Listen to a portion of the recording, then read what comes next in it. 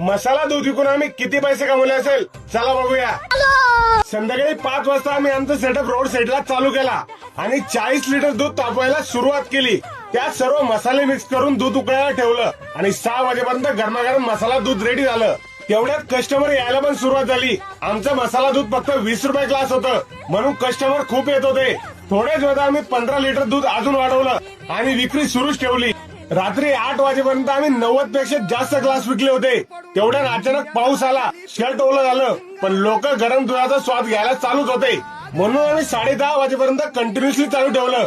11 वाजता सेटअप बंद केला. थोडं दूध उरलं होतं.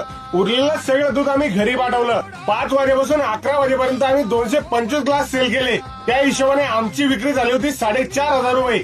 दूध, मसाले आणि भाडं धरून आम्हाला 3,000 रुपये खर्च आला. म्हणजे आम्ही फक्त 6 तास मसाला दूध विकून 1,500 रुपये प्रॉफिट कमावला.